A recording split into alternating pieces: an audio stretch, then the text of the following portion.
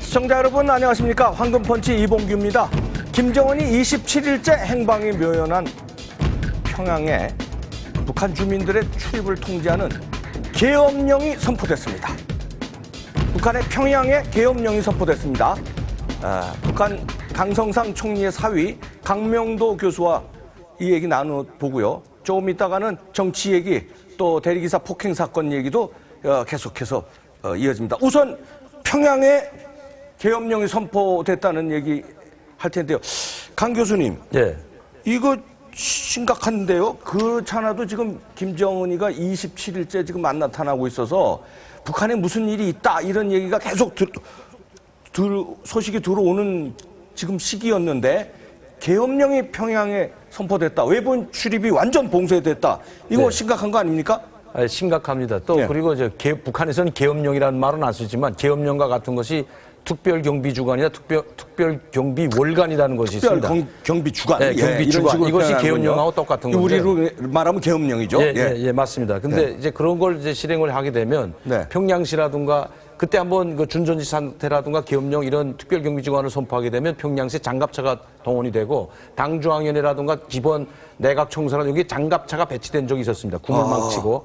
그때는 이제 93년도 1차 핵위가 일어났을 때 페리 국방장관이 북한을 공격하겠다고 했을 때 이제 심각한 사태가 일어나서 처음으로 한번 평양을 봉쇄한 적이 있었고요. 아마 그 이후에 가장 심각한 사태가 지금 벌어지고 있는 것 같습니다.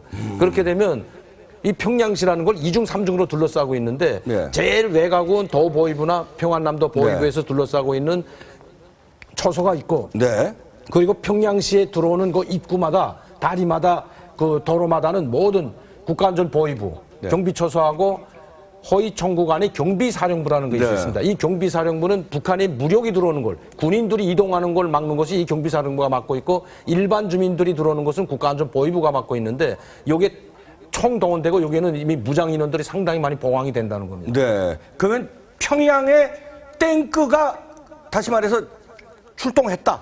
평양 시내에 탱크가 왔다 갔다 한다. 경비를 맡고 있다. 지금 아직까지는 장갑차까지 들어오지 않았을까. 만약시 경우 이제 그런 초비상 사태가 된다면 뭐 김정일이가 이제 유고 상태가 됐을 때라든가 이럴 때는 아마 비상계엄령 내리고 특별경비주간이 되는데 아마 지금 북한에서 이런 사태가 되고 평양을 봉쇄했다면 최고 지도자가 부재됐기 때문에 이런 일이 벌어지지 않나 이렇게 생각됩니다. 네, 지금 강 교수님 말 맞다나 인민무력부와 평양방위사령부에 근무했던 심주일 중자, 우리로 말하면 이제 중령이죠. 우리 군의 이제 중령보다 조금 높다고 합니다. 그 심주일 중자의 말을 잠깐 보시겠습니다. 보면은요. 평양의 이번 봉쇄, 그러니까 우리로 말하면 계엄령은 최고사령관의 업무가 중단됐기 때문이다. 이 최고사령관은 김정은 얘기하는 거죠? 네, 맞습니다. 김정을 이야기하는 거고 좀 전에도 말씀드린 북한의 최고 지도자이고 최고사령관에서 군 통수권자가 지금 김정은입니다. 그것도 몇 살 안 되는 이제 30살 조금 넘은 사람이 최고 통수권자인데 최고 통수권자가 지금 부재 중입니다. 지금 없어요. 어디 갔는지 지금 나타나지 않고. 그러니까 계엄령이죠. 27일 동안 나타나지 않는데 그냥 김정일이처럼 뭐 별장 파티 가서 술 마시고 있는 게 아니고 기쁨좌와 같이 그게 아니고 지금 몸에 이상 사태라든가 아니면 구테타 소리도 나오고 있지 않습니까? 구테타는 아니지만은 몸에 심각한 이상이 있어서 지금 치료 중이다 이렇게 봐야 되는데 그러면 뭐 조그만 발목 부상일까? 이런 건 아니라고 봅니다. 그런 거 가지고 계엄령 떨어질까요? 안 하죠. 근데 그러면 몸에 심각한 병 상태가 있기 때문에 지금 북한에서는 특별경비주간을 이제 내리실 수 있다는 겁니다. 그러면 이 특별경비주간에 이 다음번 한 며칠 있으면 10월 10일입니다. 조선노동 창건 10월 10일이 조선노동 창건 기념일인데 이때 안 나오면 이제 이 사고가 난 거죠, 확실히. 이런 것 때문에 특별경비주간을 선포하지 않았을까 할 수도 있는데 이게 59주년이기 때문에 북한에는 꽃꽂은 해가 아니면 크게 세질 않습니다. 근데 특별히 이번에 특별경비주간을 내린 것은 제가 봐서는 우리 심주일 중자가 이야기했던 것처럼 최고 지도자의 부재이고 최고 사령관이 지금 없어졌기 때문에 군 통수권자가 없어졌으니까 이 어떤 일이 사태가 벌어질지 모르니까 그래서 아마 평양시를 철저히 봉쇄하는 것 같습니다. 자, 요거하고 관련이 있나 모르겠는데요. 지금 김정남이가 보도해 보셨죠? 김정남이가 파리에 웬 여인하고 나타나가지고 아주 흔하게 웃고 다녀요. 지금 그전에는 김정남이가 김정은이 집권한 다음에 숨어 지냈거든요. 상당히 위축돼 있습니다. 왜냐하면 자기가 처형당할까봐 암살당할까봐. 근데 지금 대놓고 나온 거는 김정은의 어떤 무슨 사태, 다시 말해서 지금 27일째 안 보이는 거하고 모종의 어떤 관련설이 않나 이런 추측도 해볼 수 있나요? 그러니까 김정은이가 보통 발이나 아파가지고 지금 치료나 받고 있다면 이렇게 김정남이가 기분이 좋아서 달개치진 않은데 왜냐하면 그렇죠. 장성택이가 김정남이를 보호하고 있던 건 틀림이 없습니다. 그리고 중국에 있는 장성택이 고위층들을 많이 알고 있지 않습니까? 이 사람들한테 김정남이를 부탁한 것도 사실로 확인됐고요. 또 김정남이한테 자기가 처형되기 전에 부부장을 보내가지고 당 부부장, 행정 부부장을 보내가지고 돈을 전달하는 것도 확인이 됐습니다. 그러는 거 보면 김정남이를 장성택이가 보호하고 있다는 게 맞는데 그런 장성택이가 처형되니까 상당히 위축돼가지고 말도 조심했습니다. 한때는 김한설이가 독재자, 김정은이를 독재자라고 욕한 적도 있는데 전혀 발견되지도 않았었어요. 그리고 지금까지. 상당히 위축돼가지고 기자들이 마이크를 대고 인터뷰를 하려고 해도 만나지도 않고 피하고 다녔거든요. 그런데 이제는 공개적으로 나와가지고 대놓고 나를 보면 지금. 뭐 내가 내 몸 상태가 좋아 보이지 않아요? 더 이런 말까지 아주 여유 있게 있게. 일부러 기자들에게. 그렇죠. 근데 김정남이가 저렇게 5일 동안 호텔에 머무를 수 있는 여유가 있다는 것은 김정은한테 몸에 무슨 심각한 신변 이상설이 있다는 겁니다. 구테타가 아니지만 아니더라도 병에 걸려도 큰 병에 걸렸다는 겁니다. 그러면 모종의 중국과의 정권 교체, 레짐 체인지에 중국이 그 전서부터 바란 건 그거였거든요. 네, 맞습니다. 미국과 협의해서 북한의 정권을 레짐 체인지 내 마음에 맞는 사람을 레짐 체인지 시키는 데는 합의하겠다. 미국한테 오로지 합의하는 건 그거였거든요. 네. 미국은 핵 포기를 북한에 시키고 중국의 입장에서는 내 친중 정권이 들어가는 레짐 체인지, 다시 말해서 정권 교체는 용인하겠다. 그 외의 건 용인 안 하겠다 그랬는데 레짐 체인지를 시키면 김정남이 카드를 가지고 있었는데 그래서 김정남이를 보호하고 있었지 않습니까? 네. 그런데 요 시점에 김정남이가 숨어 지냈는데 김정은이가 27일째 없어져가지고 계엄령이 발생하니까 파리에서 언론 앞에 대놓고 환하게 나타난 거. 이게 뭔가 수상하다 이런 말씀이에요. 물론 뭐 김정남이를 대타로 세울지 누구로 대타로 세울지 그건 아직 알 수 없지만은 김정남이가 저렇게 프랑스를 가고 세계를 자유롭게 나다닌다는 건 북한 여권을 가지고는 불가능합니다.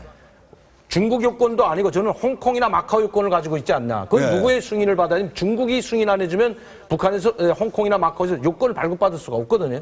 마카오나 홍콩이 다 바로 중국 땅이기 때문에 그렇다면 지금 어떤 여권을 가지고 다니는지 사실 제가 그걸 한번 추적해 봐야 된다고 항상 제가 이야기했는데 아마 북한 여권은 절대로 아닐 겁니다. 그러면 홍콩이나 마카오 여권을 가지고 있다면 이건 중국 정부가 확실하게 보호하고 있고 아직도 중국 정부에서 자금을 대준다는 걸 의미하죠. 예, 지금 NK 지식연대가 보도한 걸 그대로 인용을 하면요. 김정은 사태가 심상치 않은 게 김정은이 8월부터 의식을 잃고 마비 증세에 있다. 그래서 지금 봉화진료소에 치료를 받고 있다. 8월부터 의식을 잃고 마비 상태에 있다. 8일일 겁니다. 9월 8일. 9월 8일입니까? 왜냐하면 9월 3일 날 모란봉악단 와서 공연을 관람했거든요. 그러니까 9월 8일 날. 이런 보도를 하고 지금 이 김정은의 그 치료의 총괄은 동생인 김여정이가 지금 총괄을 맡고 있다. 치료 총괄을. 그러니까 가능한 이야기입니다. 심각한 사태라는 거죠, 맞습니다. 이게. 그 NK지식연대에서 발표한 것이 그냥 발표하는 게 아니고 그 사람들 다 정보력을 가지고 있고 통신원을 가지고 있기 때문에 그런 정보가 맞다면 이건 심각한 거죠. 네. 그런데 지난번에 왜 김정은이 경호원이요. 저 새벽에 군인들에게 뭐 평양 골목길에서 피살당한 사건이 있었다면서요? 네, 맞습니다. 지금 7월 달에도 한번 김정은 허위 총국에 대한 자동차 저격 사건이 있었거든요. 갑산여단이라고 하는 특수부대 훈련장에서 세우지 않으니까 허위사령부 찬 줄 알면서 사격을 해가지고. 그게 언제입니까? 그게 아마 7월일 겁니다. 7월 달에 족지암에 탔던 사람이 하나 맞아서 사고 난 적이 있었죠. 김정은이가 우리 허위사령부 총을 쏘는 것은 나에 대한 총을 쏘는 것과 똑같다. 이런 이야기가 있었다고 이제 보도가 된 적이 있었습니다. 이번 건 그게 아니고 다른 9월 거죠? 7일 날이 추석일 겁니다. 9월 7일 날 추석세로 평양에 외출을 나왔던 허위사령부, 그건 상당히 중요한 거죠. 평양에 근무하는 허위사령부 군인들하고 지방에 있는 별장을 지키는 허위사령부 군인들은 확실하게 다릅니다. 평양시에 있는 부대가 더 핵심 부대 아닐 겁니까? 이 평양시에 있는 부대는 여기에 완장이 달라요. 여기에 마크를 차고 있습니다. 백두산하고 당마크가 있는 허위사령부 그 친위대라고 하는 김정은이를 경호하는 사람들은 마크를 달고 있는데 이거 마크를 보고도 죽였다는 것은 그만큼 지금 평양시 치안도 안 될 뿐만 아니라 김정은에 대한 감정이 상당히 안 좋다는 겁니다. 그런 상황에서 27일째 나타나지 않고 평양은 지금 계엄령이 떨어진 상태다. 그리고 중국 등 외신에서는 뭐 의식을 잃고 마비 증세 이런 얘기가 나오고 있고요. 전체적으로 이 상황이 그 전에 우리가 막연히 뭐 다리 쩔뚝거린다, 뭐 아프다 이런 예측 같은 아닙니다. 상황은 좀 다른 것 같아요. 예, 지금 다른 네. 게 또 북한에서 지금 말하고 있는 것이 그 전에 자기 최고 지도자가 몸이 불편하다는 말 안 했거든요. 네. 어떤 경우에도 그런 이야기를 안 했는데 아나운서가 지금 대놓고 합니다. 대놓고 이야기했을 뿐만 아니라 지금 계속해서 김정은의 현지지도 다큐멘터리를 계속해서 매일과 같이 2편씩 내보내고 있습니다. 네. 현재도 매일과 같이 조선중앙TV로 이렇게 한 적이 없거든요. 그러니까 김정은의 부재설이 계속 나돌고 있고 하니까 이걸 불식시키기 위해서 그 불식시키려면 김정은이가 그냥 걸어 나오면 다 간단한데 계속 TV로 방영하고 있다는 것은 뭐인가 문제가 심각하다.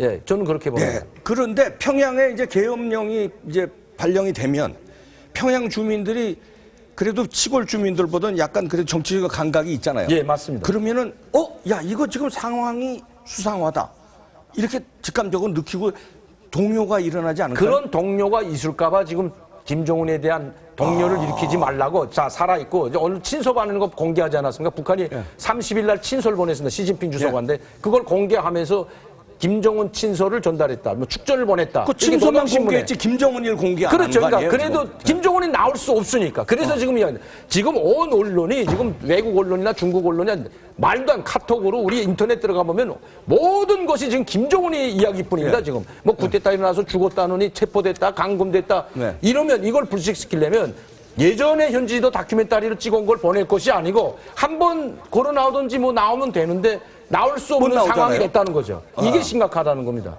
아니 오죽 표현을 하면 의식을 잃고 마비 증세에 있다. 이런 표현은 안 하잖아요. 다리를 절고 이건 뭐 우리가 예측을 했는데 의식을 잃었다는 지금 보도는 처음 나온 겁니다. 마비 증세에 있다. 의식을 잃고 마비.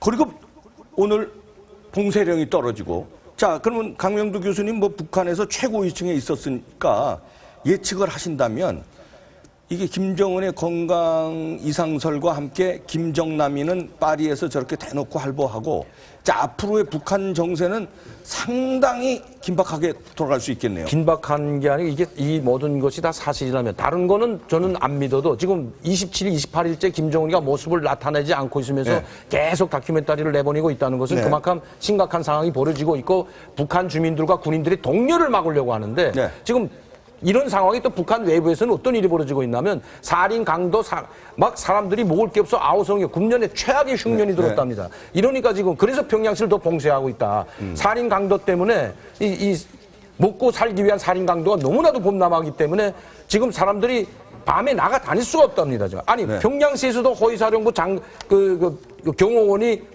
매 맞아 죽는 일이 벌어진다면 이건 심각한 문제거든요. 그렇기 때문에 지금 북한에서 아마 이게 심각한 문제가 벌어지고 있다.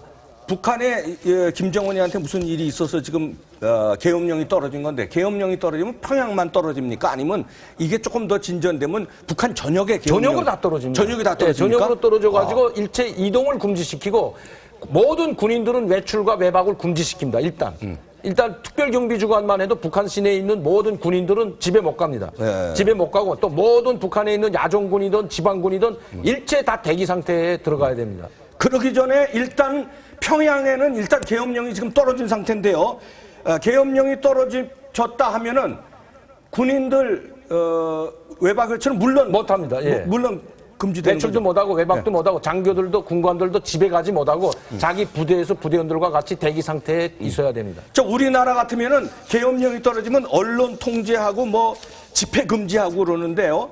북한 같으면 이렇게 평양에 지금 계엄령이 떨어졌다 그러면 어떤 상황이 옵니까? 만화씨 이자처럼 그 특수계엄령이 떨어지면 93년도와 같은 특수계엄령이 떨어지게 되면 장갑차들이 모든 정권기관들이 다 배치가 됩니다. 무장군인들이 다 배치가 되고요.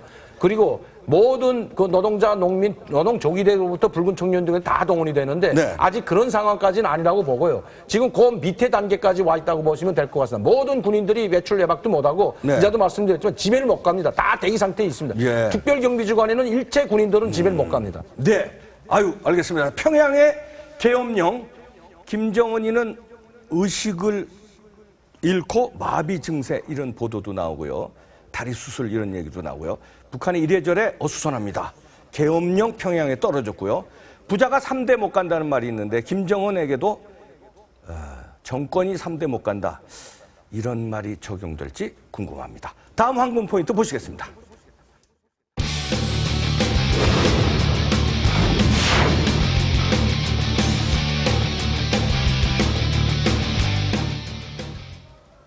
뉴욕에서 박근혜 대통령을 스토커처럼 쫓아다닌 사람들이 있습니다.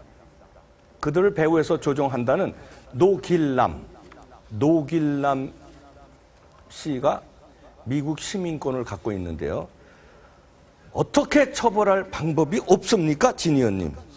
뭐 제가 볼 때는 이분. 없죠. 일단 미국 시민권자냐. 그럼에도 불구하고 저는 이해가 안 가는 게 일단 이 미국 시민권자이지만 이 사람은 한국을 자유롭게 드나들었습니다. 그런데 그게 김대중 정권이나 노무현 정권 시대에는 뭐 그러긴 하지만 이명박 정권 시대 때 이 사람은 자기 집 드나들듯이 한국을 왔다 갔다고 하고 또 두 번째 두 번째 LA 총영사관에 이 사람은 영사들을 그냥 자연스럽게 만난답니다. 그리고 지금 현재 LA 총영사관 안에는요, 자, 이 세월호를 빙자해가지고 대한민국 정부를 비판하는 이런 것들이 그냥 방치되고 있답니다. 저는 그래서 이 외교관들이 어떻게 이런 사람을 취급하느냐. 또 하나는 이 사람이 그동안 했던 걸 가지고 대한민국에 입국했을 때 저는 체포할 수 있다고 봅니다.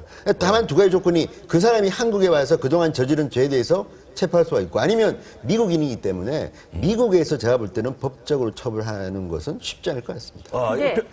정 대표님. 대사관이나 영사관을 보면은 대사나 영사분들 이 한국에서 파견하는 사람들이 있고요. 또 현지의 주민들 중에서 고용하는 사람들이 숫자가 훨씬 많습니다. 근데 여기서 파견하는 분들은 또 다음 그 임지로 옮겨가는 그게 있기 때문에 말하자면 일종의 그 고정적인 게 아니고 곧 떠날 사람이 이렇게 되니까 그 현지 출신의 그 스태프들이 거의 좌우하고 있다 이렇게 보고 특별한 일 아니면은 기본적인 운영에 관한 거는 관여를 하지 않는 것이 아닌가 이런 우려가 저는 생겨요. 그래서 내놓고 이 반정부 활동을 영사관 안에서 하고 있고 말도 안 되는 허위 사실을 선동하는 그런 문건들을 벽에 붙여놓고 다 하고 있는데 이거를 통제를 안 한다. 이거는 지금 말씀하신 대로 완전한 직무유기죠, 이거는. 그럼 변호사 나왔었으니까 물어보죠. 박지훈 변호사. 이거 처벌되니까. 이게 이제 우리 형법상 속인주의 원칙과 속지주의 원칙이 있습니다. 근데 속인주의는 한국 사람한테 적용하는 거고 저분은 미국 시민권자니까 속인주의는 안 되고요. 속지주의는 우리나라에서 했던 범죄를 처벌할 수 있는데 미국에서 했던 행위입니다. 비록 명예훼손죄에 해당하지는 하지만 속인주의, 속지주의 다 살짝 비켜가기 때문에 실제로 처벌하기는 사실 어렵지만 만약 우리나라 안에 들어왔는데 그런 행동을 한다면 처벌할 수 있을 것 같습니다. 알겠습니다. 자, 노길남 씨에 대해 TV조선이 보도를 하니까 TV조선의 대통령 방미 기간에 뉴욕에 간 적이 없다. 이렇게 주장을 해왔습니다. 자, 그러면 어찌된 영문인지 자유민주연구원장이죠. 유동열 박사님과 통화를 해서 시원하게 한번 물어보죠. 어떻게 된 건지. 박사님 안녕하십니까? 예, 안녕하십니까? 네. 노길남 씨가 어떤 사람입니까? 예, 노길남 씨는 그 미국 국적의 시민권자죠. 네. 그 재미동포입니다. 그래서 70년대에 미국에 유학을 갔다가 유학 시절에 북한 서적을 접하고 이제 그 대한민국 활동, 친북한 활동에 선봉해 주는 사람입니다. 네. 90년대에는 대한민국 대법원이 이적단체로 확정 판결을 한 소위 그 범민련, 조국통일범민독연합이라는 단체의 국민주본부의 중앙위원을 지냈고 그 이후에도 박정부, 재미동포 전국연합 같은 친북단체의 임원으로 활동하면서 일종의 북한의 문화공작원 역할을 하고 있습니다. 이 문화공작원이라는 것은 북한의 대내외 선전 노선을 갖다가 노선과 대남 작경 노선을 갖다가 충실히 해외에서 수행하는 일종의 그 선전 공작원이죠. 그러한 역할을 하고 있는데 99년부터는 이제 그 친북 웹사이트인 민족통신을 개설해가지고 민족통신을 통해서 직접 북한의 생 자료를 갖다가 민족통신에 올려놓아가지고 북한 체제를 선전하고 옹호하고 반대한민국 성향을 보여주는 그러한 대표적인 종북 매체의 그 대표를 지내고 있습니다. 그래서 미주 지역에서 가장 처율이 높은 종북주의자 중에 한 명입니다. 그렇군요. 그런데 그럼 유 박사님이 LA에서 노길남 씨를 만났다고 들었는데요. 노길남 씨를 무슨 일 때문에 만나셨습니까?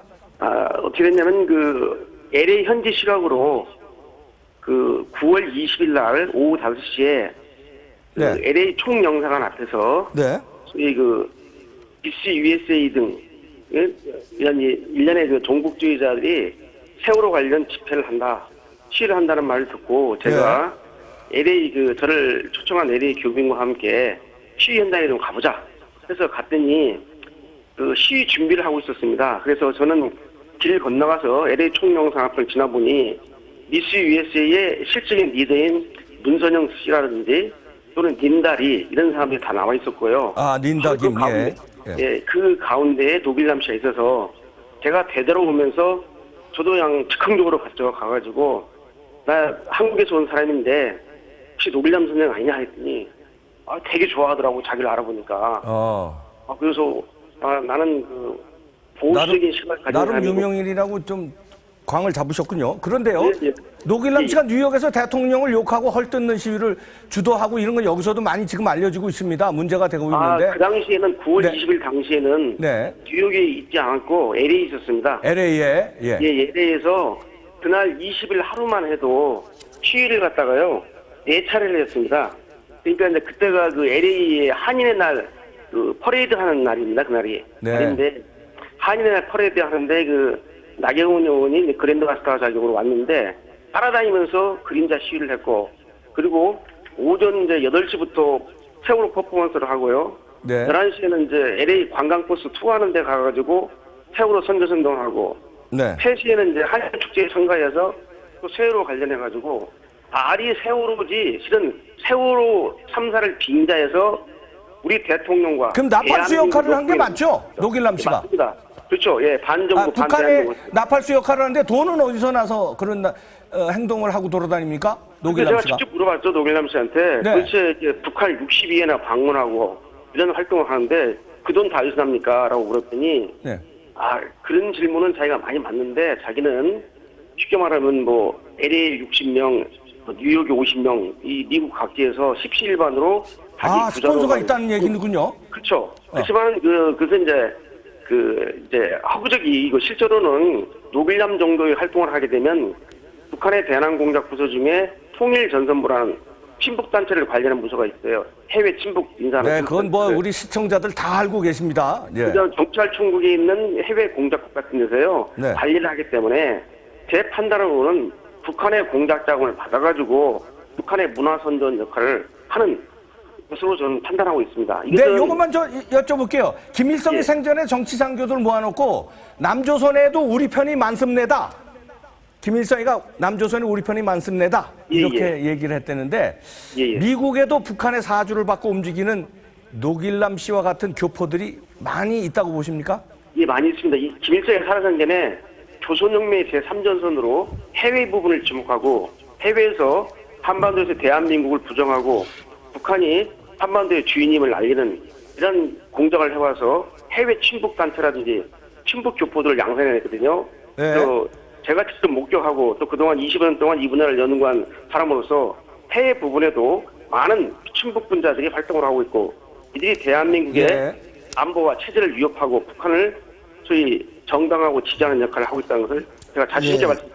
유 선생님 하나만 더 여쭤보겠습니다. 지금 대한민국에서 지금 이 노길남 씨가 문제가 되고 있는 거는 두 가지입니다. 박근혜 대통령에 대해서 성적 수치심을 불러일으킬 아주 저질 선동을 한 것도 있고요. 이게 물론 그 LA에 있다고는 하지만 관련된 단체들이 뉴욕에서 시위를 했다는 게 있고 두 번째는 지난 4월 달에 본인이 자백을 했습니다. 자, 김일성 상을 수상했다고 본인이 이제 이야기를 했는데 자랑을 했는데 자, 이런 사람이 그리고 2008년에는 김일성 대학교에서 박사학위까지 받았는데 이런 사람이 미국에서 활동할 때, 자, 미국에 있는 대한민국의 다른 교민들은 어떻게 방관합니까? 아니면 제재하기도 합니까? 어떻습니까? 미국의 그 애국단체 분들이 말이죠. LA 안보시민연합 같은 단체에서 직접 대항 시위를 합니다. 그래서 노길남 씨 등 LA 종북 교민들이 집회한 데에 가서 답불 집회도 하고 말이죠. 네. 또 가서 직접 또 항의도 하고 이런 역할을 많이 하고 있기 때문에 근데 문제는 뭐냐면 저쪽은 젊은 20대, 30대, 40대, 50대가 공존하는 반면에 우리 LA 애국 교민들은 대부분 60, 70대 평균 나이 60대입니다. 이런 어르신들이 직접 몸을 이렇게 아스팔트에 세우면서 시위를 하고 있는데 앞으로 우리가 LA 지역에서 젊은 영그룹을 구축해가지고 이런 그 대한민국의 위상을 높이고 네. 반 대한민국 활동하는 네, 네. 세력들에 대해서 카운터하는 대항하는 이런 것이 꼭 필요하다고 생각이 됩니다. 네, 이 원장님. 예. 지금 이 노길남 씨가 민족통신의 편집인이자 뭐 대표인 것처럼 이렇게 알려져 있는데 예. 사실 이분이 운영하고 있는 단체가 여럿 아닙니까? 그렇죠. 실질적으로 이제 민족통신 대표라는 타이틀을 가지고 있지만은 저희 재미동포 전국연합이라든지 또는 범민련 미주본부라든지 여러 단체 6.15 그 실천연대의 재미준비 같은 데서 임원 자격을 맡고 있고 실제로 나이로 보나 그분의 이제까지 경력을 볼 때 미국 종북주의자 중에 최선봉에 서 있는 분입니다. 예. 알겠습니다. 아이고, 시간 관계상 더 듣고 싶지만 여기서 마치겠습니다. 노 선생님, 정 박사님, 유 박사님, 감사합니다. 네. 네, 고맙습니다. 감사합니다. 예. 교수님, 강 교수님. 예. 노길남 씨 아시죠? 예. 간첩입니까? 종북입니까? 제가 전번에도 말했지만 통일전선사업부에서 흡수된 그 공작원, 정치공작원 이렇게 보면 맞을 것 같습니다. 흡수된 정치공작원. 정치공작원. 예, 예. 그렇게 판단하면 맞다. 이 사람들이 가가지고 미국에 있는 교민들을 다 설득해가지고 또 끌어당겨가지고 북한에 데리고 갑니다. 이런 사람들이. 네. 그래가지고 북한에 한 번만 갔다 오면 다 친북파로 바뀌어버립니다. 네. 예. 자, 정 대표님. 이 노길남 씨, 심각한데요. 간첩이죠. 저는 간첩이라고 간첩이라고 봅니다. 봅니까? 판단합니까? 이분이 아까 우리 유 원장님이 네, 유 박사님. 문화공작원이다 이렇게 표현을 하셨지. 문화공작원이라는 표현을 했어요. 문화공작원이라고 하셨지만 문화공작원이나 정치공작원이나 결국 간첩이란 소리죠. 근데 사람들이 간첩과 종북이 뭐가 다르냐 뭐 이런 식으로 얘기하는데 간첩은 지시와 또 자금 지원까지 받아가면서 북한의 이익을 위해서 움직이는 수하 조직이죠. 그러나 이 종북이라는 건 자생적이라고 봅니다. 그냥 북한의 뭐 여러 가지 그 뭐 주체 사상이라든지 뭐라든지 이거에 그냥 스스로 빠져가지고 모든 그 북한의 주장에 동조하면서 움직이고 있는 사람. 그래서 본인이 그렇게 자기들이 우기지 않더라도 결과적으로 북한에 이익을 주는 사람, 북한에 대해서 네. 이런 사람들은 종북이라고 할 수 있죠. 그리고 사사건건 이런 분들은 이 반정부, 반 대통령의 그 기치를 주장하고 있잖아요. 그런데 이 공작원들, 이 사람들은 지시에 의해서 움직이는 거예요. 근데 재미있다고 표현하면 그렇지만 지금 대한민국의 이제 종북 세력이라고 일컬어지는 사람들의 주장과 북한의 주장과 또 똑같죠. 이런 그 노길남 씨 같이 이렇게 움직이는 사람들이 다 일치된 얘기를 하고 있어요. 네. 하나도 다를 바가 없고 중요한 거는 이런 문화공작원이라고 표현하셨지만 이 노길남 씨 같은 분이 하는 얘기는 사실 더 지독스럽습니다. 네. 네, 그 북한의 이익을 위해서 몸 바쳐서 일하고 있다는 느낌을 받거든요, 이 사람들이. 그런데 진의원, 왜 박근혜 대통령을 이렇게 성적으로 비난을 하고 그리고 또 외국에서 말해요. 이렇게 스토커짓 하는 나라 거 망신 그럴까요? 또는 국민 망신 네. 시키는 게요. 예를 들어서 나경원 의원도 비슷한 케이스인데 네. 자 LA 한인의 날은요. LA에 한국인이 많지 않습니까? 그러면 네. 굉장히 중요한 행사고 이는 LA시의 공식 행사입니다. 그런데 그렇죠. 이 행사장에 한국인들이 기분 좋아하는 이날에 굳이 이런 분들이 뒤따라다니면서 이렇게 정치적 시위를 하고 이렇게 욕을 합니다. 네. 나경원 의원도 여성이죠. 그러니까 저는 이런 분들이 다른 건 모르지만 같은 시위를 해도 그냥 정치적 구호를 외치면 되는데 제 입으로 담을 수 없는 뭐 우리 아이들 죽은 아이 살려내고 박근혜 대통령을 향해서 너도 당장 죽으라. 이건 좀 인간적으로 우리가 이해할 수 없는 이런 정말 저질 구호를 외치고 있고요. 또 하나는 아이들을 내세워가지고 뭐 박근혜 물러가라. 이런 식은요. 정말 미국인들이 볼 때 대한민국이 얼마나 우습게 보이겠습니까? 제발 나라 망신 좀 그만시키고요. 저는 노길남 씨한테 충고합니다. 북으로 가십시오. 미국에 살지 말고 그냥 북으로 가세요. 거기가 좋으면. 왜 남한 출신이 미국에서 그런 짓을 하고 있습니까?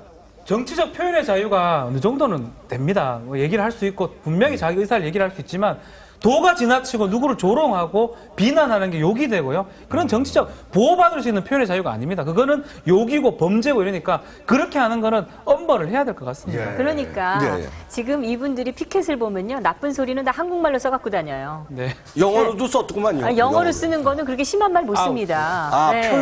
표현을 심한 표현은 다 한국말로 써서 가지고 일반 그 미국 경찰들이 무슨 이런 걸 알겠습니까? 근데 이게 안전에 위협이 되는 협박성 발언을 써갖고 다닌다. 그러면 바로 잡혀갑니다.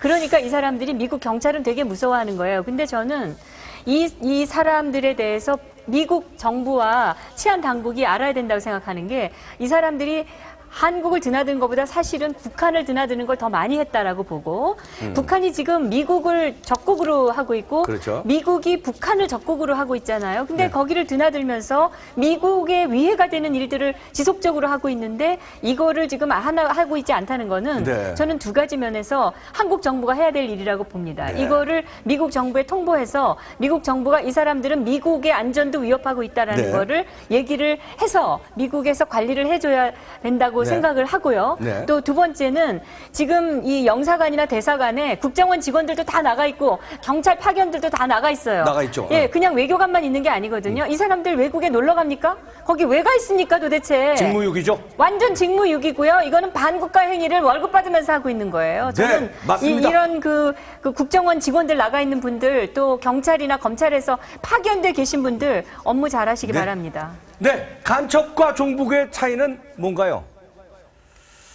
아리송한데요. 강명두 교수님 짧게 간첩과 종북 같습니까? 다릅니까? 간첩이 종북을 만듭니다. 알겠습니다. 그렇게 보시면 됩니다. 간첩이 종북을 만든답니다. 판단은 국민 여러분에게 맡기겠습니다. 다음 황금 포인트로 넘어갑니다.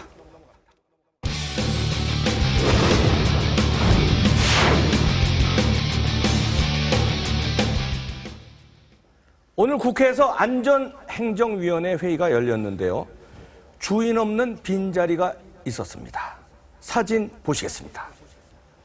이 자리가 비었는데 이 자리가 저기 써있네요. 김의원의 자리, 김의원 의원의 자리인데 진 의원, 이 자리가 비었어요. 있었으면 어떻게 됐을까요? 제 예상을 벗어났네요. 저는 나올 줄 알았습니다. 평소 김의원 의원의 설마 그 나오시겠습니까? 패기로 봐서는 나올 줄 알았는데 역시 본인도 뭐 생각이 계신지 안 나왔네요. 그런데요. 저는 저게요. 야당 의원 입장에서는 국정감사 또는 이 정기국회야말로 정말 본인의 실력을 뽐낼 수 있는 기회인데 그 자리에 김 의원이 첫날부터 안 나왔다? 그 본인도 알고 있는 거 아닙니까? 그러면 빨리 진실을 말하십시오. 왜 침묵하고 있습니까? 자, 왜 거짓말하고 있습니까? 정 대표님. 저는 안 나왔어요? 예, 당연히 안 나오죠. 생각이 그렇죠. 있으면 안 나오는 건데 저는 이분이 답답한 게 저가 안 나왔다는 거는 사실 이 사람이 그 경찰 수사를 의식하고 있다는 거거든요. 저기 나와서 뭔가 이 국정감사 계획을 세우는 자리거든요. 상임위가 지금. 그럼 거기 나와가지고 경찰 국정감사 어떻게 하겠다, 뭐 어떻게 하겠다 이런 얘기할 때 와서 앉아 있으면 당연히 저기 갑질한다, 또 경찰에 영향을 준다 이런 수사에 관해서 이게 나오기 때문에 지금 수사를 의식해서 일단 안 나온 거지. 이 사람이 뭐 무슨 뭐 당당하지 아니 뭐 뻔뻔하지 않아서 안 나온 것이 아니다. 기자들이 가만 놔두겠습니까? 나오면은 기자들 무서워서라도 아마 못 나오죠. TV조선 단독인데요. 대리기사가 폭행한 행인이 더 있다. 당한 행인이 더 있다. 우리가 알려진 거 말고요. 이런 단독 보도 나왔는데요. 관련 리포트 보시고 말씀 이어가시겠습니다. 대리기사 이모 씨가 주장하는 폭행의 직접적 발단은 김현 의원의 명함입니다. 행인 남성이 이 씨와 김 의원 측 사이 실랑이를 듣고는 명함을 찍어 인터넷에 올리겠다고 했다가 몸싸움이 벌어졌다는 겁니다. 그런데 김병건 전 위원장이 명함을 빼앗는 과정에서 행인을 폭행했다고 이 씨는 밝혔습니다. 김 의원이 서 있고 김병건 의원이 그 일반 시민들 막 폭행을 해요. 그래서 김 의원이 그 김병건을 말려. 행인은 폭행당한 뒤 김 의원에게서 받은 명함을 빼앗긴 뒤 그대로 현장을 떠났습니다. 서 있다가 무슨 옷매무새를 입고 친다고 와이셔츠 멱살을 잡혔어요. 가방 들고 잠깐 서서 나 있는 쪽에 이렇게 바라보다가 자동차 사이로 싹 가버려요. 이 행위는 명함 시비의 시작과 함께 현장에 있었으며 유가족과 이 씨의 폭행이 이뤄지는 현장을 가장 가까이서 지켜봤습니다. 폭행 사건의 피해자이면서 대리기사에 대한 폭행이 시작된 순간을 증언해줄 수 있는 결정적 목격자이기도 합니다. 하지만 경찰은 이 행인이 등장하는 CCTV 영상까지 확보하고도 아직 신원조차 파악하지 못한 상태입니다. 경찰 관계자는 CCTV에 나온 행인이 이 씨를 도와주려다 김병건 전 위원장에게 폭행당했다는 진술을 확보했다면서도 신원 파악이 안 돼 조사하지 못했다고 밝혔습니다. 이 행위는 아직까지 경찰에 연락을 해오지는 않았습니다. TV조선 이채림입니다.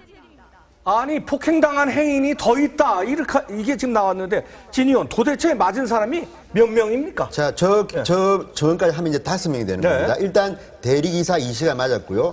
맨 처음에 이제 신고를 하고 달려가서 말리다가 맞은 사람이 2명 있고요. 또 다른 목격자 정모 씨, 그는 입건도 됐는데 이분도 있고요. 거기에다 오늘 등장한 저분은요. 저분이 누구냐면 자, 대리기사 큰 소리로 국회의원이면 이래도 됩니까? 하니까 옆에서 지나가다가 명함을 갖다가 보고 이거 트윗에 올려야겠네요. 그랬더니 그때부터 김현 의원이 명함 빼서 그리고 이제 폭행이 시작됐다는데 결국 CCTV를 보면요.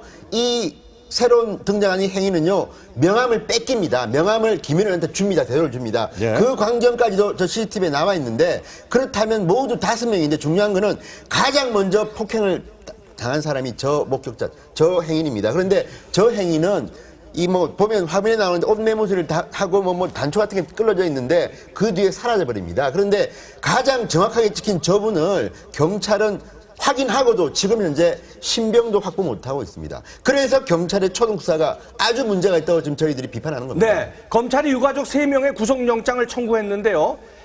이들이 폭행 다음 날 현장 답사를 간 것입니다. 현장 답사를 경찰이 간 게 아니라 이들이요. 폭행한 사람들이요. 이게 논란이 되고 있는데요. 증거인멸의 우려가 있다 이런 얘기입니다. 그리고 CCTV 확보를 위해서 서로 지금 싸우고 있다 이런 얘기가 들리고 있는데요. 박 이게 변호사님. 계속 똑같은 얘기 반복이지만 초동수사 잘못이 저런 경우가 생긴 겁니다. 가해자는 풀어주고 피해자들은 밤샘 조사를 하면서 가해자는 그 다음날 바로 가서 목격자도 확보하고 CCTV를 또 봐가지고 막 말을 맞추기를 하는 정황이 보이거든요. 범행을 은폐하기 위해서. 아마 영장이 지금 3명 청구가 됐는데 그 이유 중에 하나가 저런 범행 은폐 때문에 영장이 청구된 것 같고 또 하나 이유는 이제 이씨 대리기사 이씨 변호인 주장에 따르면 골목에 끌고 들어가가지고 상상도 초월할 수 없는 정도의 폭행을 가했다라는 거거든요. 2가지 사유 때문에 경찰하고 검찰에서는 3명에 대해서 영장을 청구한 것 같습니다. 네, 정 대표님. 아니 CCTV 확보 위해서 아니 저렇게 해도 되는 겁니까? 안 되죠. 자기들이 싸우고 있대요. CCTV 확보하려고 서로. 당연히 이거는 증거를 인멸하기 위해서 그런 건 누가 봐도 알 수 있는 일이죠. 근데 그 CCTV에 확보된 화면에 보면은 정말 쓰러진 대리기사분을 이 그 2사람의 유거족 대표들이 정말 물건처럼 질질 끌고 구석으로 몰고 가가지고 밟은 후에 막 때리는 것이 포함이 돼 있다는 거예요. 그런데 저는 이 주변에 그 CCTV가 혹시 유가족 측에서 확보해가지고 뭔가 다른 반론의 증거로 내세울 것이 있는 건 아닌가 조작해가지고 그런 생각도 좀 걱정이 되고요. 또 이 지금 경찰이 저는 이런 생각이 들어요. 수사는 짧으나 인사는 오래 간다. 그러니까 이분들이 그렇죠, 정 대표님 말씀입니까? 제가 지금 만드는 말인데 수사는 대단합니다. 짧게 끝나지만 이 수사를 어떻게 했느냐를 가지고 앙심을 품어가지고 나중에 정말 차후에 인사이동 있을 때 영향을 받을까봐 그걸 이분들이 걱정하는 거 아닌가. 그러면 수사가 제대로 되겠습니까? 왜냐하면 수사는 어떻게든 그냥 대충 넘어가는데 지금 제가 보기에는 이 구속영장 청구도 어쩔 수 없이 여론에 밀려서 한 것 같고 그건 검찰이나 경찰이나 다 마찬가지라고 보고요. 초동수사를 저렇게 한 것도 사실 그런 의도가 있으니까 겁이 나니까 자기들의 안위를 위해서 이렇게 한 거 아닌가. 그런 생각이 안 드십니까? 듭니다. 지금 증거인멸이 문제인데요. 증거인멸의 우려가 있어요. 박 변호사님. 이거 큰일이잖아요. 지금 내일 이제 남부지법 10시 반에 오전 10시 반에 영장 실질 심사를 아마 할 것 같습니다. 그 중에 가장 큰 이유가 아마 이런 증거 인멸 우려고요. 2번째로는 사안의 중대성인데 사실은 대리기사가 주수가 4주 나왔거든요. 전치 4주. 4주 정도면 폭행이 그래 크다고 보지는 않습니다. 다르게 생각할 수도 있겠지만 그리고 초범이 이러면 구속하기에는 사실 좀 무리한 감이 있긴 한데 가장 중요한 부분이 이런 증거 은폐 부분하고 또 그리고 일방적으로 골목으로 끌고 들어가지고 아주 상상을 초월할 수 없는 폭행을 가했다는 점. 이 2가지 점 때문에 아마 3사람이 지금 청구가 됐는데 주도했던 1명 내지 2명 정도는 영장이 발부될 수도 있다고 생각이 좀 듭니다. 네, 박 변호사님, 지금 4주 얘기하셨는데 목에 이 50대 되신 분이 목에 인대가 나갔는데 그게 4주 안에 회복되겠습니까? 4주가 아니고요. 정확한 병명이 4주 플러스 앞으로 더 늘어날 수 있다는데 그렇죠. 그건 그렇게 끝납니다. 그러니까 보통 우리가 접촉사고 있었는데 부딪혀서 흔들렸어요. 그러면 2주 정도밖에 안 나오지만 2주 지났는데도 계속 아픈 사람들이 많거든요. 그렇죠. 그러니까 지금 이분이 연세 드신 분이고 갈비뼈가 2대가 나갔는데 이 갈비뼈 2대가 4주 안에 이게 다 붙는다? 이거 알 수 없는 거고요. 이거 저는 6주, 8주 갈 수 있는 사안이기 때문에 지켜봐야 될 일이라고 경찰은 뭐 의사 진단도 중요하지만 아까 우리 박 변호사도 이야기했지만 이 CCTV를 보면요. 정말 너무 심할 정도로 때린 거고요. 또 하나 이 이모 대리기사는 이렇게 정언합니다. 자기는 처음에 이 사람들 신분이 세월호 유가족인지 몰랐다. 깡패인 줄 알았다. 너무너무 죽는 줄 알았다는 거고요. 또 하나는 오늘 아침에 김창균 칼럼이 조선일보에 실렸는데요. 김창균 부국장은 제 입사 동기이기도 한데 이 사람이 새로운 팩트 몇 개를 밝혔습니다. 이런 겁니다. 엘리베이터 엘리베이터 이야기인데요. 엘리베이터 얘기. 자, 처음에 이 대리기사가 엘리베이터를 타야 되는데 같이 탔던 사람들이 대화를 들어보니까 이렇게 한 겁니다.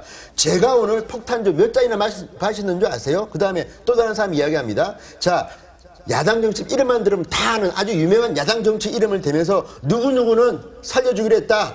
그러니까 권력입니다. 그러니까 제가 볼 때는 피모 의원 아닌가 싶은데 누구누구는 살려주기로 했다 이렇게 그러니까 이야기하고 피모 의원이 누굽니까? 피모 의원. 말하면 안 되죠. 추측이니까. 아니, 그런데 말하면 또 안 두 번째. 아니, 자기들이 살려주기로 했다는 거 아니에요? 아니, 질문이에요. 한 손님이 자, 내가 부위원장이 아닙니까? 그랬더니 옆에서 그냥 부위원장입니까? 수석 부위원장이시죠. 이게 김영기 수석 부위원장인데요. 이 말을 듣고 처음에는 이 이모 대리기사는 정치하는 사람들인 줄 알았다는 겁니다. 그렇죠. 그런데 나중에 이제 알고 보니까 경찰서 와서 알았다는 건 이 사람들은 세월호 유가족들이다. 그런데 이 발언들만 들으면요. 정말 도가 지나칩니다. 세월호 가족들이 얼마나 큰 권력을 가지는지 모르지만 심하고요. 또 하나는 이 폭력 과정이 찍힌 걸 보면 저는 구속, 물론 판사의 그는 이제 권한이지만 그래서 이분들이 이렇게 구속영장을 경찰이나 검찰이나 이렇게 한 게 아닌가 싶습니다. 네, 이번 주제는 여기까지 하고요. 다음 황금 포인트로 넘어가시겠습니다.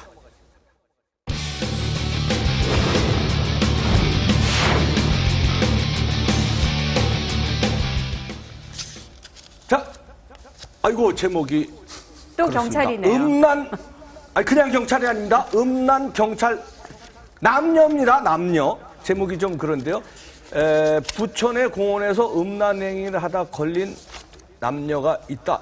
이런 얘기인데 진 의원 누굽니까? 설명해 주세요. 이게 부천서에 이제 같은 경찰서 소속의 남녀 경찰관이 공공장소에서 공공연하게 음란 행위를 하다가 여고생에 의해서 신고를 당한 겁니다. 근데 문제는 이 처리 과정이 이해가 안 된다는 겁니다. 자, 얼마 전에 우리 김수창 제주지검장이 음란 행위 때문에 아주 큰 이제 본인으로 고통을 당했는데 이건 경찰인데요. 이 경찰들은 제가 볼 때는 김수창 전 지검장보다 더 심한 것 같습니다. 여기 보면 이 여고생이 신고한 거 보면요. 자, 이들은 제 입으로 참 표현해야 그런데 당시에 신고할 때 속옷을 포함해서 하의를 모두 내린 상태였다. 어디서요?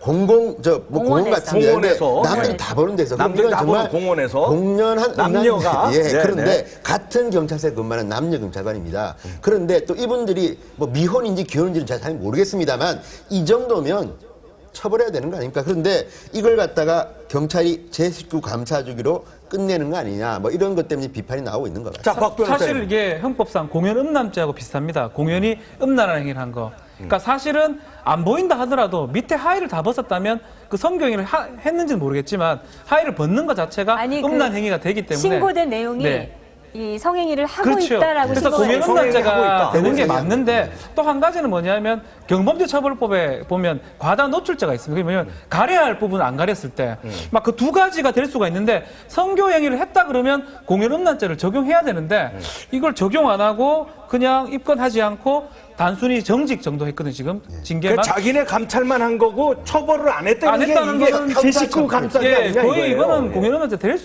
된다고 보는데요. 성교 행위를 했는지 아닌지 확인 안 되지만 했다면 음란죄 되거든요. 그런 부분에서는 사실은 경찰이 제 식구 감싸기 비판을 받을 수밖에 없는 것 같습니다. 제 식구 감싸기죠, 정 대표님. 이건 보나 만나죠. 그런 재미없는 질문을 저한테 좀 하지 좀 말아주세요. 그럼 하고 싶은 말씀 뻔한 하세요. 얘기를.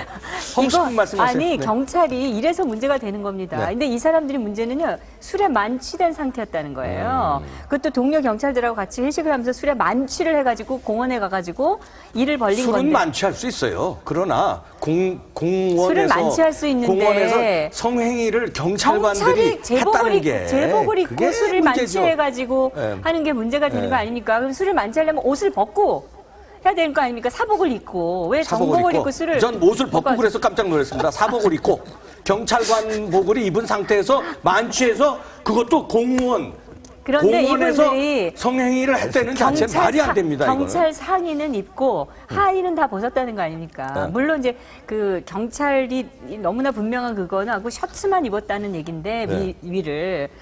이거는 누가 봐도 사복을 입었답니다. 이럴 때 사복을 입었다니까 죄송한데 경찰복이 아니고 사복 차림이었습니다. 이게 근데 확인해 보니까 이 두 사람이 경찰복 사실은 확인해야 되니까요. 예. 사복을 입었답니다. 사복이 아니 근데 사랑하는 다행이네요. 장소가 있지 않습니까? 우리가 일반적으로 제 입으로 말 못하지만 남녀가 사랑하는 장소가 따로 다 있습니다. 네. 공공연한 장소에서 하시면 안 됩니다. 충고드립니다. 네, 여기까지만 하시죠. 여기서 더 하다간 큰일 나겠습니다.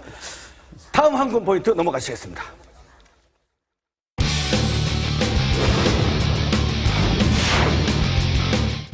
If I needed you, would you come to me? Would you come to me for to ease my pain? If you need. 네, 미호도 다시 한번 이렇게 이름을 붙여봤는데요. 미호도 다시 한번.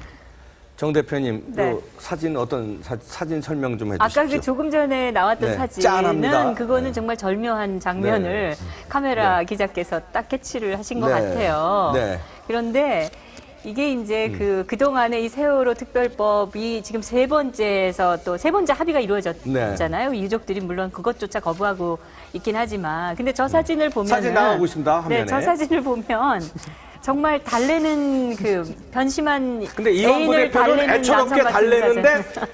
우리 저 박영선 대표는 살짝 새초만 표정을 짓고 계시는데요. 그러니까 그래서 저 표정이 절묘하다는 거예요. 네. 사실 어떤 상황에서 저게 찍혔는지는 저도 잘 모르겠어요. 뭐 그 합의 과정에서 찍혔겠죠. 네, 끝난 뒤에. 네, 근데 이제 만족스럽지 않으니까 이제 슬프다고 박영선 나오고. 대표 입장에서는 조금 불만족스럽다 이런 얘기죠. 그러나 박영선 대표가 설득해서 자당 그 의원총회에서 합의해 갖고 온 거 아닙니까? 네. 나는 그게 그거를 왜 이 여당의 대표가 달래야 되는 건지 난 잘 모르겠고요. 그리고 또 2차 합의안도 박영선 대표가 주도해서 그거 된 거 아닙니까? 그렇죠. 근데 2차 합의안의 내용이 그대로 다 들어가 있다고 나와 있잖아요. 그런데 뭘 만족스럽지 못하다고 얘기를 하는지 저는 박영선 대표의 그런 주장도 좀 납득하기가 좀 어렵습니다. 납득하기 어려우시면요. 박영선 대표의 트위터를 한번 보실까요? 박영선 대표가 뭐라고 말씀을 하셨느냐 하면 세상에서 가장 슬픈 법, 세월호 특별법을 타결했다. 이 세상에서 가장 슬픈 법, 세월호 특별법. 그 법이 참 슬프게 타결됐다. 이 땅에서 약자의 서러움과 눈물을 닦아주는 일이 이렇게도 힘든 것인가. 좀 이해할 제가 수 그 없는, 대리기사 일을 생각해 이해할 수 보면 없는 이 말이 이해가 일이에요. 됩니다. 이 약자의 서러움과 눈물을 닦아주는 일이 그 새민년에는 이렇게 힘든 것인가 그런 생각이 들어요. 근데 이 글은 대놓고 새누리당이 너무 양보 안 한다 이런 뜻도 좀 있는 거 아닙니까? 진이요? 일단 박영선 원내대표는요 이번 이 협상을 끝내고 아쉬웠을 겁니다. 일부에서는 2차 협상안보다 훨씬 더 후퇴했다는 지적도 나고요. 가장 정확한 것은 이정희 대표의 트윗입니다. 이정희 대표는 오히려 2차안보다 후퇴했다. 그러니까 이정희 대표나 이런 좌파 진영의 사람들이 비판하는 걸 보면요. 박영선 원내대표는 섭섭했을 겁니다. 그리고 아까 이완구 원내대표가 이제 달래는 듯한 그 표정에 보면요. 박영선 이제 원내대표가 눈을 감고 있는데 자, 이거는 이제 합의문 발표한 뒤장면인데 이완구 원내대표는 좀 달래는 듯하고 지금 저 박영선 원내대표는 어제 많이 울었다는 보도도 있습니다. 그걸 보면 어쨌든 새정치연합에서는 굉장히 아쉬운 타입입니다. 또 일부에서는 이완구 완성이다 이런 표현도 쓰는데요. 저는 여기에 완성 완패라는 건 있을 수 없고요. 저 사람들은요 당연히 해야 할 법을 너무 늦게 한 겁니다. 그러니까 반성의 의미에서 눈물 흘린 건 제가 이해하겠으나 국민들이 볼 때는 두 분 다 잘한 거 없습니다. 늦게 한 것일 뿐입니다. 국민들은요. 세월호법의 내용이 뭔지를 다 정확히 모르고 있다 저는 이렇게 봅니다. 그건 우리가 나중에 또 제대로 포함된 한번 내용이 뭔가. 조만간 제대로 그리고 한번 이 하시죠. 특검 때문에 지금 특검 추천권 때문에 지금 후퇴했다고 그러는 것 같은데요. 그거 자체가 사실은 그 새누리당이 엄청나게 양보를 해서 법의 예외 조항을 지금 만들어준 거 아닙니까? 그렇죠. 법을 시행하기도 전에 법의 예외 조항부터 만든 꼴이에요, 지금 이게. 그래서 그런 특검이나 이런 거를 해야만이 진상이 규명된다는 것도 저는 제가 납득을 못하고 있지만 지금 저 상황에서 민생법을 다 제껴놓고 계속 이거 지금 이렇게 질질 끌고 있었는데 그나마 저게 타협이 됐기 때문에 민생법안이 상당수가 다 통과가 되지 않았습니까? 네. 그러니까 그거를 가지고 그걸 생각하면서 국민을 생각하면서 우리가 이 상황을 봐야지 언제까지 진짜 그 규정 하나하나 가지고 저렇게 싸울 것인가 저는 이렇게 생각합니다. 네, 요 사진 한번 보시죠. 박지훈 변호사님 설명 좀 해주세요. 지금 김무성 대표하고 이완구 원내대표하고 아주 기분 좋게 끌어안고 있습니다. 아마 김무성 대표가 수고했다 하면서 뽀뽀라도 해줄라 하는 아주 거의 뽀뽀 직전이에요. 너무 잘했다라는 막 격려 반. 근데 이완구 원내대표는 애써 또 외면하는 또 느낌도 있거든요. 좀 그런 느낌도 있고 하여튼 큰 일을 했다라는 그런 격려. 김무성 대표가 이런 얘기를 했어요. 만족한다. 밥값을 한 것 같다. 밥값을 한 것 같다고 그랬는데 글쎄 당연히 해야 할 일 하신 거 아닙니까? 조금 그래도 당연히 해야 할 감이 일인데 있는데요. 밥값 너무 비싼 밥을 드시는 거 아닙니까? 그러면은 지금 이번 내년에요. 이 국회의원 세비가 3.3%가 또 오릅니다. 8%. 3.8%인가요? 네, 자기네 세비를 자기들이 올리는 직장이 어디 있습니까?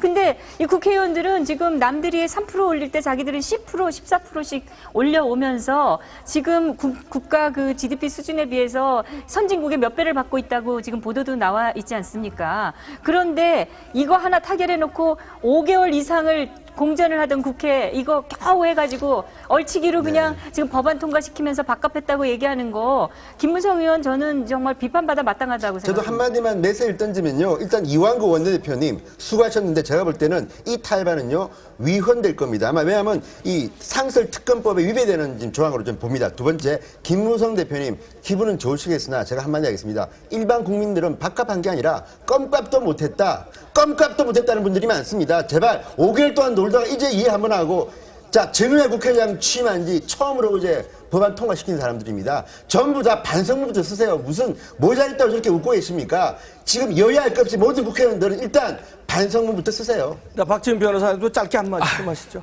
앞으로 문제입니다. 이제 합의했지만 조항은 몇 개 안 되고요. 세월호 문구로 만들어야 되거든요. 그 작업이 한 달 정도 받았지만 앞으로 더 험난한 일정이 남아있다는 거 명심해야 될 것 같습니다. 네, 이렇게 극적으로 잠정 타결된 세월호 특별법. 하지만 갈 길이 산 넘어 산입니다. 정치권은 유가족을 어떻게 설득할지 또 유가족은 어떻게 해야 세월호 진상규명에 도움이 될지 원래 목적을 위한 의미 있는 대화가 필요하다고 생각합니다. 권력을 위한 대화가 아니라 유가족 여러분도 마찬가지고요. 오늘 말씀 고맙습니다. 네, 세월에 침몰한 우리 정치가 다시 수면 위로 올라왔습니다. 국회의 정상 가동 열심히 일해 주시길 부탁드립니다. 오늘 준비한 순서 여기까지고요. 저희는 내일 이 시간에 다시 찾아뵙겠습니다. 시청해 주신 여러분 고맙습니다.